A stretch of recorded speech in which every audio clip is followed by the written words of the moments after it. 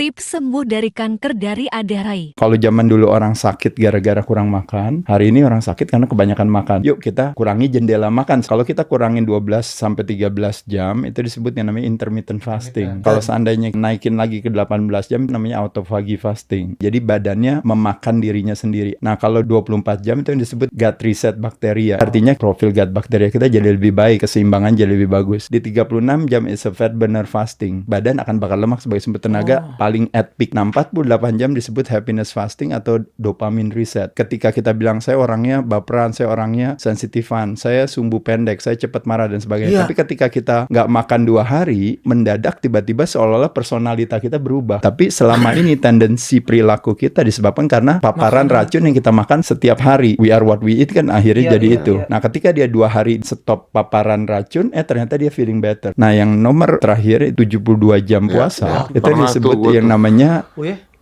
reset immune system fasting. Nah, ini yang makanya kenapa yang dipropose kepada teman-teman yang punya permasalahan dengan tumor, cancer, atau immune disease, imbalances secara hormonal. Kan uniknya orang secara logika bilang bahwa puasa saya nanti jadi kelaparan. Tapi yang terjadi itu yang disebut dengan namanya switching secara metabolisme, di mana tadinya kita tergantung sama carbo dependent. Pada saat itu kita akhirnya menjadi yang disebut namanya fat adapted. Badan terbiasa mencari alternatif sumber energi lain yang dia dapat dari ketone body. Misalnya contohnya Abel yang ngerasa, aduh saya perutnya saya gemuk gitu, besar. Sebenarnya orang perut besar nggak pernah boleh kecil hati karena tabungannya banyak.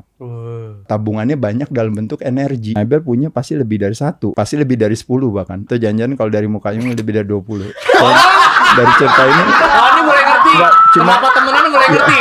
Iya. Nah, jadi kalau bayangkan nanti di seluruh Bintaro nanti jam 6 sore tiba-tiba seluruh makanan menghilang dari muka bumi ini, maka Abel dari ruangan ini adalah orang yang umurnya paling panjang.